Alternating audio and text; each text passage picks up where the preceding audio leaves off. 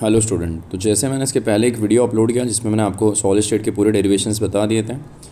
आज के अपने इस वीडियो में मैं आपको सॉल्यूशंस के डेरिवेशंस के बारे में बताऊंगा। ठीक है, ये सारे डेरिवेशंस इंपॉर्टेंट है आपके लिए, वो आप एक वन बाय वन देखते जाना। नहीं समझे तो आप मुझे मैसेज कर सकते हो, और अगर अच्छा लगे वीडियो तो मैं चाहता हूँ कि आप इसको शेयर करो। आप उन बच्चों तक पहुँचाओ जिनको नहीं समझ में आ रहा है, जिनको दिक्कत हो रही है। मैं चाहता हूँ कि ये वीडियो सारे बच्चों तक पहुँचे जो डेरिवेशन जिनको समझने में प्रॉब्लम हो रहा हो। स्टार्ट करते हैं सॉल्यूशन का जो सबसे पहला जो डेरिवेशन जो हर पेपर में आपको पूछा, हर पेपर में ये आएगा ही आएगा, लिख लो आप। Henry law. कुछ नहीं करना, आपको पता ही आपको हेनरी लॉ होता है क्या है, बहुत छोटा सा डेरिवेशन है। The law state that at a constant temperature the solubility is directly proportional to pressure. At constant temperature the solubility is directly proportional to pressure. तो therefore solubility is equal to क्या हो जाएगा, Henry law है तो ये हो जाएगा आपका KH/P हो जाएगा। हो गया डेरिवेशन, 1 मार्क का डेरिवेशन था। या तो कभी कभी स्टेटमेंट के साथ लिखना रहेगा, 1 मार्क में ही पूछेगा आपको ये। 2 मार्क में अगर आएगा तो आप इसका इसके साथ इसका एप्लीकेशन भी आएगा। तो एप्लीकेशन याद रखना, इसको कोल्ड ड्रिंक कार्बोनेटेड वाटर में यूज़ करते हैं। जितना ज़्यादा अगर CO2 सॉल्युबल होगा उतना ज़्यादा प्रेशर बढ़ाएगा वो। ठीक है, solubility is directly proportional to pressure, solubility is equal to KH/P। आपको KH की यूनिट पूछती हैं, तो KH इज इक्वल टू क्या हो जाएगा, सॉल्युबिलिटी अपॉन प्रेशर। सॉल्युबिलिटी की यूनिट क्या होती है, तो सॉल्युबिलिटी की यूनिट आपको पता होनी चाहिए। सॉल्युबिलिटी की आपकी यूनिट होती है मोल पर लीटर, और प्रेशर की यूनिट अगर मैंने ATM पकड़ी है तो यूनिट हो जाएगी आपकी मोल पर लीटर पर ATM। समझ में आई है? तो ये आपको आएगा पेपर में, आएगा ही आएगा हेनरी लॉ। ठीक है, पहला डेरिवेशन। अब सेकंड वाला थोड़ा बड़ा है बट उसमें कंडीशंस आप याद रखो तो आपको हो जाएगा वो। सेकंड है रॉल्स लॉ। रॉल्स लॉ है बहुत इजी, कुछ सोचना है नहीं उसमें। रॉल्स लॉ में रॉल्स लॉ क्या बोलता है, ये जो डेरिवेशन है फॉर वोलाटाइल सॉल्यूशंस के लिए है। 2 वोलाटाइल सॉल्यूशन लिए हैं उसने, A एंड B। अब ये बोलता है कि द मोल फ्रैक्शन यानी the vapour pressure of volatile solution is directly proportional to mole fraction. क्या बोलता है, vapour pressure is directly proportional to mole fraction, ये बताता है ये। अब बस उसी को इक्वेशन में अपने को कन्वर्ट करना। अभी कन्वर्जन मैं आपको करके बताता हूँ। 2 सोल्यूशन है, A है और B है। तो सोल्यूशन A का अगर मैं लूँ तो मैं लिख सकता हूँ इसको P1 is directly proportional to X1। तो मैं लिख सकता हूँ यहाँ पे B के लिए P2 is directly proportional to X2। समझ में आया इतना? तो अभी अगर मैं P1 इज़ इक्वल टू मैं करूँ तो P1 इज़ इक्वल टू हो जाएगा, कांस्टेंट आएगा P1 नॉट इंटू X1 हो गया। और P2 को अगर मैं करूँगा तो ये आ जाएगा मेरा P2 नॉट इंटू क्या हो जाएगा, X2 हो जाएगा। क्लियर इतना? तो यहीं से अगर मैं टोटल प्रेशर की बात करूँ, प्रेशर टोटल निकालूँ, तो टोटल प्रेशर की वैल्यू कितनी होगी, P1 प्लस P2 होगी। P1 की वैल्यू मेरे पास दी हुई है P1 नॉट X1, और P2 की वैल्यू क्या है, P2 नॉट X2। इतना क्लियर हुआ सबको? अब मैं थोड़ा साइड में यहाँ पे लिख रहा हूँ। चलो, अब यहाँ पे एक सोल्यूशन होता है जिसको हम कहते हैं बाइनरी सोल्यूशन। बाइनरी सोल्यूशन मतलब होता है कि जहाँ पे X1 प्लस X2 जो होती है ना, उसकी वैल्यू हमेशा 1 होती है। तो आपको X2 की वैल्यू निकालनी, बिकॉज ऑफ सॉल्यूट का काम। 1 मतलब सॉल्वेंट, 2 मतलब सॉल्यूट, तो ये वैल्यू क्या हो जाएगी, 1 माइनस X1। अब ये वाली वैल्यू उठा के आपको यहाँ डालनी है इसकी जगह पे। तो बोलो formula P is equal to क्या हो जाएगा, P1 नॉट X1 प्लस क्या हो जाएगा ये P2 नॉट ब्रैकेट में 1 माइनस X1। मल्टीप्लाई करके बताओ।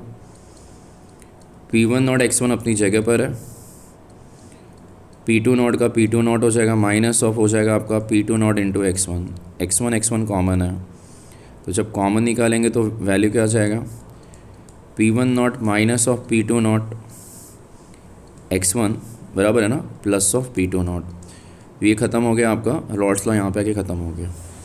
यहाँ पे रॉल्स लॉ आके ख़त्म हो गया। समझ में आया ना? ये बहुत इजी डेरिवेशन है, ज़्यादा सोचना नहीं है इसमें, ज़्यादा देखना नहीं है आपको। बस लिखना है कि vapour pressure of volatile solution is directly proportional to mole fraction.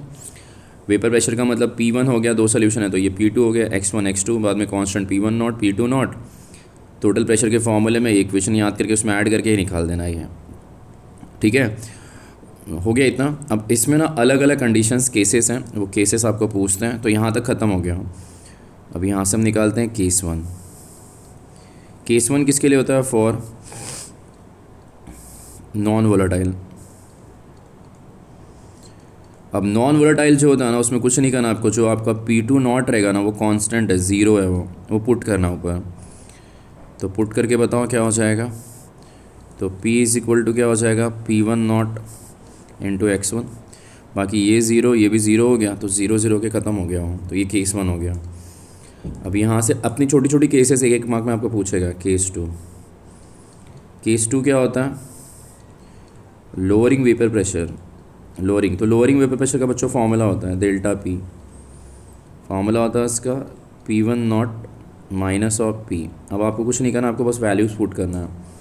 आपके पास P की वैल्यू यहाँ पर है, तो क्या हो जाएगा? Delta P is equal to P1 not into X1। Common value बाहर निकालना। P1 नॉट कॉमन, ब्रैकेट में आएगा 1 minus X1। 1 minus X1 is equal to X2 होता है। तो ये आ जाएगा आपका P1 नॉट इंटू हो जाएगा X2। किसका वैल्यू? डेल्टा P का। समझ में आया? इतना क्लियर हुआ? ठीक है, आगे बढ़ूँ मैं। अब केस थ्री निकालते हैं। केस टू क्या हो गया? Lowering vapour pressure. P की वैल्यू डालना है, बाद में कॉमन निकाल के बाहर निकालना है। अब केस थ्री में रिलेटिव लोअरिंग वेपर प्रेशर निकालना है, वो बहुत ईजी है। देखो कैसे निकालना।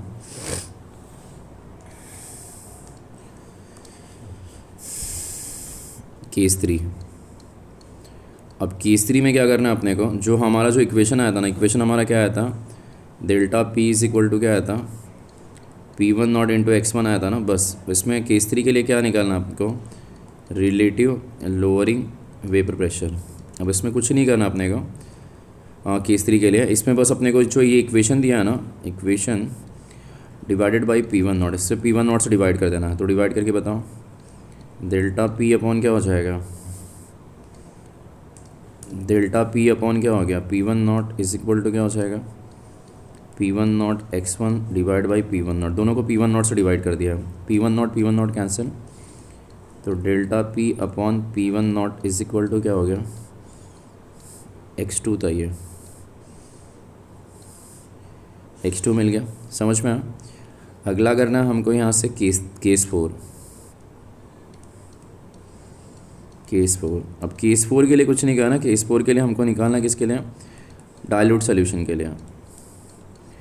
अब डाइल्यूट सोल्यूशन के लिए निकालने से पहले आप ये कर लेना कि जो आपका delta P upon P1 not होगा ना, उसको आप X2 की वैल्यू याद रखना। X2 की वैल्यू होती है N2 upon N1 plus N2। Solution अगर डाइल्यूटेड है ना, तो देखो बच्चों, उसमें सोल्यूट की जो वैल्यू होती है ना, वो ज़ीरो होती है सोल्यूशन में। तो सोल्यूशन डाइल्यूटेड है, तो यहाँ पे आपका N2 is equal to zero आएगा। ऊपर मत डाल देना, नीचे सोल्यूशन है, तो यहाँ पे इसको ज़ीरो डाल दो। तो formula delta P upon P1 not is equal to क्या हो जाएगा? N2 अपॉन N1 हो गया, ये ज़ीरो हो गया। अब वैल्यूज़ पुट करो। अब ये हो गया। अब ये लास्ट एक है केस 5। इसमें आपको delta P and molar mass का रिलेशन चाहिए, कैपिटल M का रिलेशन। अभी कुछ नहीं करना आपको। ये आपने लिखा है ना delta P upon P1 not, इसको वैसे ही रहने दो। N2 की बच्चों वैल्यू होती है W2 अपॉन M2। N2 की वैल्यू है, और N1 की वैल्यू होती है बच्चों W1 अपॉन M1। W मतलब गिवन वेट और M मतलब मोलार वेट। 2 मतलब याद रखना सल्यूट, 1 मतलब सॉल्वेंट। एलसीएम निकालते हैं। बोलो क्या हो जाएगा? Delta P upon P1 not is equal to, LCM निकालेंगे। पहले एलसीएम निकालने से पहले ऊपर नीचे मल्टीप्लाई, W2 ऊपर M1 चला जाएगा, नीचे क्या हो जाएगा? M2, यहाँ हो जाएगा W1। अब M2 को बाहर निकालो। M2 is equal to P1 not W2 M1 और डेल्टा P इंटू W1। ये हो गया। तो ये हो गया आपका मोलार मास हो गया। और ये मोलार केस फोर में मोलार मास और आपका मोलार मास और आपका डेल्टा P का रिलेशन हो गया। देखो मोलार मास और डेल्टा P, मैं लिख देता हूँ। डेटा M2 होता है मोलार मास किसका? सॉल्यूट का। m1 होता है मोलार मास ऑफ किसका, सॉल्वेंट का। w1 क्या होता है, गिवन वेट किसका, सॉल्वेंट का। w2 क्या होता है, गिवन वेट किसका, सॉल्यूट का। और P1 not vapour pressure of pure solvent. और आपका डेल्टा P क्या होता है, lowering vapour pressure. Delta P का फॉर्मूला है ना P1 नॉट माइनस P। बस ये याद रखना, ये P1 नॉट जो रहेगा ना ये स्मॉल होगा, छोटा वैल्यू होगा, और P रहेगा ना वो आपका लार्जर वैल्यू होगा, बड़ा वैल्यू होगा। नहीं उल्टा कर रहा हूँ मैं, एक मिनट रुक जाओ। P1 नॉट जो रहेगा आपका, एक मिनट, ये आपका रहेगा वेपर प्रेशर होगा ना, आप ये प्योर सॉल्यूशन पकड़ लो और ये पकड़ लो आपका वेपर प्रेशर ऑफ सॉल्वेंट पकड़ लो। ये हमेशा बड़ा वैल्यू रहता है, ये आपका छोटा वैल्यू रहता है। बस समझ में आई है। तो ये एक डेरिवेशन है। डेरिवेशन में अपने सर्टेन केसेस हैं, केसेस आपको देखना पड़ेगा, केसेस देखोगे तो आपके लिए अच्छा है वो। ठीक है, चलो यहाँ तक हमने कर लिया, अगले डेरिवेशन की तरफ बढ़ते हैं। कुछ भी नहीं समझ में आया तो आप मुझे कमेंट करना या मुझे व्हाट्सएप पे मैसेज कर देना आप लोग। चलो अगला बहुत इजी डेरिवेशन है, जो भी एग्ज़ाम में बहुत बार पूछा है। Elevation in boiling point. Same derivation elevation in boiling point और same derivation elevation freezing point का भी है। दोनों एक आप कर लोगे तो दूसरा करने की ज़रूरत नहीं है। ये कहता है एलिवेशन इन बॉइलिंग पॉइंट मतलब delta TB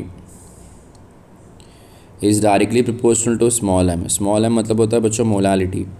delta TB is directly proportional to molality, मतलब जितना मोलालिटी बढ़ेगा उतना आपका एलिवेशन इन बॉइलिंग पॉइंट बढ़ेगा। तो जैसे ही डेल्टा TB करेंगे ना तो delta TB is equal to हो जाएगा आपका KB इंटू M हो जाएगा। अब यहाँ पे आपको KB के बारे में पूछेगा तो देखो KB जो होता है ना, KB उसको बहुत सारा नाम है। एलिवेशन कांस्टेंट बोलते हैं, या तो इब्लियोस्कोपिक कांस्टेंट बोलते हैं, या तो मोलाल एलिवेशन कांस्टेंट बोलते हैं। सबका मतलब एक ही है, सबका मतलब एक ही है। ठीक है, अब यहाँ तक हमने निकाल लिया। अब आगे कुछ नहीं करना हमको। डेल्टा TB नहीं, पहले डेल्टा TB की पहले हम कुछ निकाल लेते हैं। यहाँ पे देखो मोलालिटी बच्चों जो होता है ना, मोलालिटी का फॉर्मूला होता है N2/W1 इन kg। तो ऊपर हम 10⁻³ डाल देते हैं, तो ये मोलालिटी का फॉर्मूला है। अब ये वाला वैल्यू उठा के उसकी जगह पे डालो तो delta TB is equal to क्या हो जाएगा, KB इंटू M है ना, M की जगह पे N2 इंटू 10⁻³ और डिवाइडेड बाई क्या हो जाएगा, W1 बराबर हो गया। अब N2 की वैल्यू निकालता है तो delta TB is equal to हो जाएगा आपका KB और N2 मतलब होता है W2 इन 10⁻³ और नीचे आपका मिल जाएगा W2/M2 होता है, तो W1 इंटू M2। बस हो गया फॉर्मूला डिराइव। N2 का फॉर्मूला होता है W2/M2। N2 मतलब number of moles of solute, W2 given weight of solute, M2 molar mass of solute. M2 को बाहर निकालो, M2 is equal to KB into W2 into 10⁻³ upon W1 into delta TB। समझ में आई है? ठीक है, तो इसके बाद ये यहाँ तक पता चल गया हमको। इसमें ना एक बच्चों ये याद रखना, डेल्टा TB जो होता है ना उसका फॉर्मूला होता है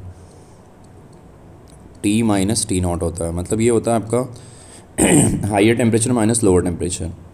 समझ में आया? कुछ नहीं करना आपको। देखो ना, एलिवेशन बॉइलिंग पॉइंट क्या होता है कि डायरेक्टली प्रोपोर्शनल टू मोलालिटी होता है। प्रोपोर्शनलिटी कांस्टेंट हटेगा तो KB आएगा। KB को एलिवेशन कांस्टेंट, इब्लियोस्कोपिक कांस्टेंट या मोलाल एलिवेशन कांस्टेंट कहते हैं। अब मोलालिटी का वैल्यू आपको पता है, मोलालिटी का फॉर्मूला होता है number of moles of solute into mass of solvent in kg। kg था इसलिए मैंने 10⁻³ ऊपर डाला, ग्राम रहता है ना जनरली। N2 की वैल्यू डालनी है, M2 को बाहर खींचना, बाकी वैल्यूज़ निकाल देना। ये सब कुछ सेम है। अगर डिप्रेशन इन अगर फ्रीजिंग पॉइंट करते हैं, फ्रीजिंग पॉइंट सारी चीज़ें सेम है, कहीं पे भी थोड़े भी चेंजेस नहीं है। बस आपको कुछ नहीं करना, जहाँ पे आपका डेल्टा टी भी है ना, उसको हटा दो और हटाने के बाद आपको यहाँ पे कर देना है डेल्टा टी एफ। यहाँ पे करना आपको delta T F directly proportional molality.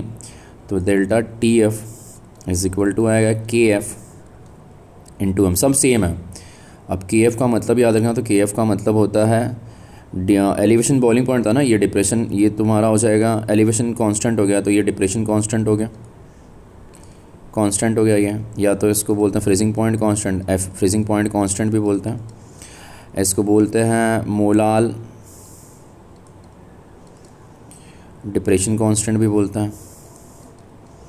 और अगला एक जो नाम है ये आपको एमसीक्यूज़ में क्रायोस्कोपिक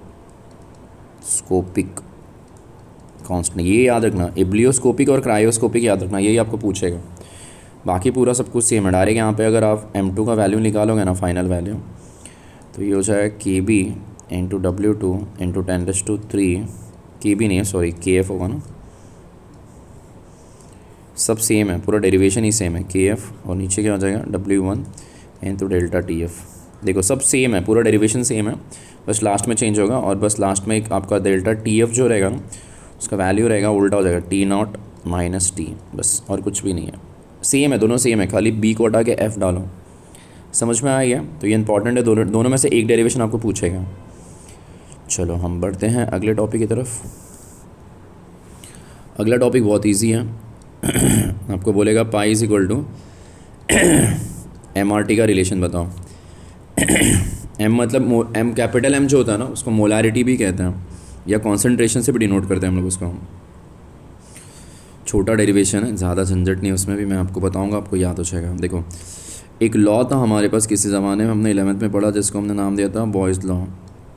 बॉयज़ लॉ क्या बोलता है कि प्रेशर जो होता है ना, pressure is inversely proportional to volume, बराबर है। बट यहाँ पे हम प्रेशर की बात नहीं करें, हम पाई ऑस्मोटिक प्रेशर की बात करें, तो ये हो जाएगा आपका pi is inversely proportional to volume, ठीक है। अब यहाँ पे एक लॉ एक और था, चार्ल्स लॉ। चार्ल्स लॉ क्या बोलता है कि that the volume is directly proportional to temperature, जितना ज़्यादा आप वॉल्यूम बढ़ाओगे उतना ज़्यादा आपका टेम्परेचर बढ़ेगा, तो ये बोलता है। तो मैंने यहाँ पर ना वॉल्यूम को इंटरचेंज करना है, तो मैं वॉल्यूम इज़ इन्वर्सली प्रोपोर्शनल में प्रेशर कर सकता हूँ। यहाँ पे भी वॉल्यूम है, यहाँ पे भी वॉल्यूम है। ये इक्वेशन 1 इक्वेशन 2 को अगर मैं कंबाइन करता हूँ, इक्वेशन 1 एंड 2, तो ये हो जाएगा आपका V is directly proportional to T/पाई, चलेगा। T ऊपर है ना, पाई को नीचे कर दिया, सॉल्व हो गया।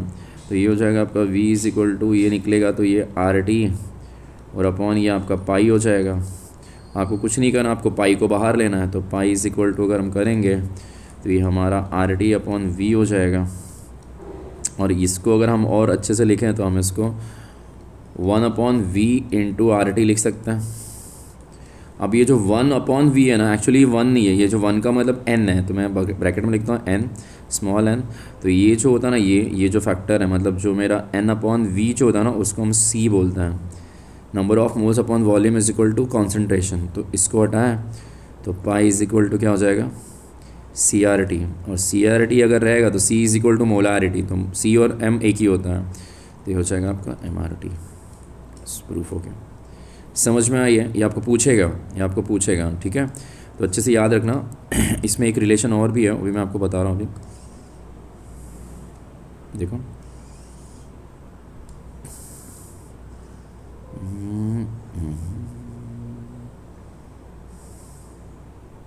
ठीक है, क्या किया मैंने, पता चला ना। बॉयज़ लॉ लिया, volume is inversely proportional to osmotic pressure. Charles law, volume is directly proportional to temperature. दोनों को कंपाइल किया, कंपाइल करने के बाद ये इक्वेशन आया, मैंने निकाला कांस्टेंट निकाला, तो gas constant R Rydberg constant आ गया। पाई को बाहर लिया तो V नीचे चला गया, तो V को हटा के 1/V मतलब N/V इंटू RT, N/V मतलब C मतलब M, खत्म। अब यहाँ पे क्या था ना, ऑस्मोटिक प्रेशर एंड एक और डेरिवेशन है छोटा सा, मोलार मास का रिलेशन बताओ। बहुत इजी है, करो आप। पाई इज इक्वल टू क्या, MRT। M का वैल्यू क्या लिख सकता हूँ मैं, N2/V। N मतलब था ना, M मतलब C मतलब N/V था, तो N को C को हटा N2/V लिख सकता हूँ मैं, इनको RT। मोलारिटी का मतलब कॉन्सेंट्रेशन ही होता है, C की जगह पे हमने N/V, N को मैंने N2 ले लिया, तो N2 की वैल्यू आपको पता ही है, W2 अपॉन क्या आएगी M2 इंटू वी, ऊपर में क्या आएगा RT। M2 को बाहर ले लो तो M2 इज इक्वल टू क्या आ जाएगा W2 RT upon pi into V, ख़त्म। M2 मतलब मोलार मास, W2 मतलब given weight of solute, R मतलब गैस कांस्टेंट, T मतलब टेम्परेचर, पाई मतलब ऑस्मोटिक प्रेशर, V मतलब वॉल्यूम। कुछ नहीं किया, pi is equal to MRT था ना, MRT को एक्सपांड किया था N2 अपॉन V, N2 की वैल्यू डाला और उसको बाहर निकाल के उसका रिलेशन फाइंड आउट कर लिया। बहुत ईजी था ये, ठीक है। चलो ये वाला भी कॉन्सेप्ट ख़त्म अपना। एक मिनट, एक लास्ट डेरिवेशन बचा है जिसको हमने नाम दिया है रिलेशनशिप बिटवीन, छोटा है ये भी, बिटवीन वेंट ऑफ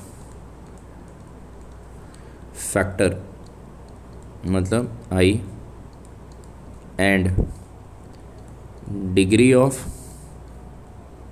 डिसोसिएशन मतलब अल्फ़ा, निकालो। तो ये है इजी। तो अभी मैं इसको बता देता हूँ, आपको एक्सप्लेन कर देता हूँ, देखो कैसे हो जाएगा ये, एक बार उसको भी देख लेते हैं। तो ये डिग्री ऑफ डिसोसिएशन और वेंट ऑफ फैक्टर का रिलेशन देखो, इजी है बहुत, ज़्यादा कुछ टेंशन नहीं है इसमें भी। थोड़ा सा छोटा सा डेफिनेशन देखो, डेरिवेशन है, एक इक्वेशन लिया है AX और BY, उसको जब हमने तोड़ा है तो तोड़ने पे हमको मिला है XA M प्लस मिला है प्लस YB N माइनस मिला है।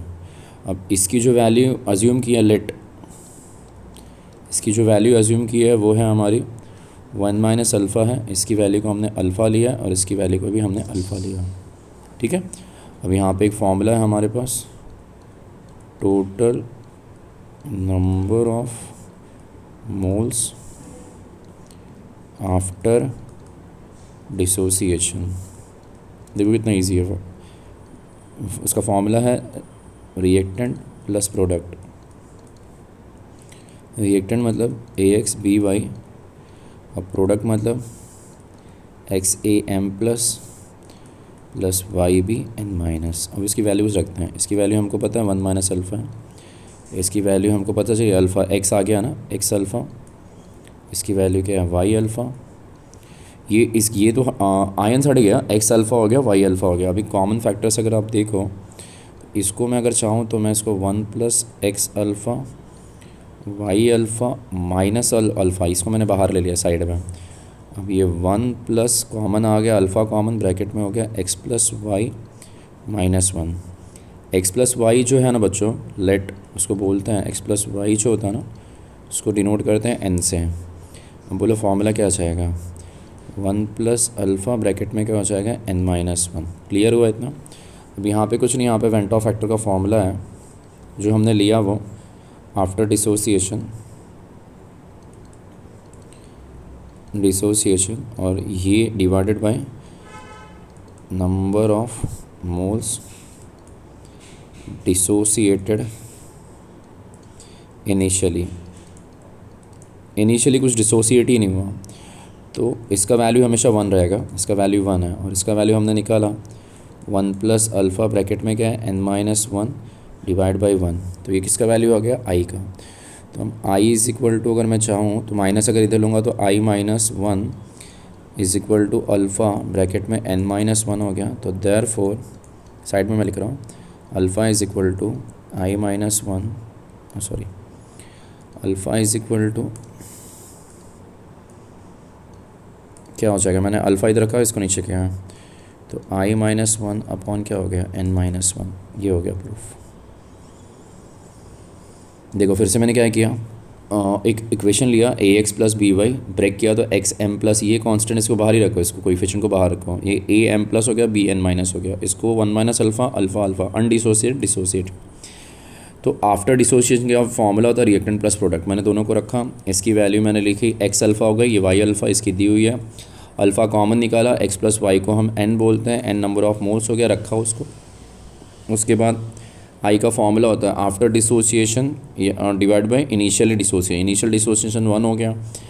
बाद में हमने कुछ नहीं किया, 1 को इधर लिया तो I minus 1 is equal to alpha N minus 1 हो गया, alpha is equal to I minus 1 upon N dash minus 1 हो गया। तो ये आपका सोल्यूशन पूरा हो गया। मैंने एक सॉलिड स्टेट के लिए बनाया, आपको दे दिया सॉलिड स्टेट का बना के, एक मैंने आपको सोल्यूशंस का बना के दे दिया। अगले चैप्टर में अगले वीडियो में मैं आपको आयोनिक सबके धीरे धीरे बना के आपको दे दूँगा। एग्ज़ाम से बहुत पहले मैं आपको दे दूँगा, ताकि एक बार इसको आप अच्छे से रिवाइज़ कर लो। वीडियो अगर आपको इसको अच्छी लगे तो प्लीज़ इसको शेयर करो, सब्सक्राइब करो।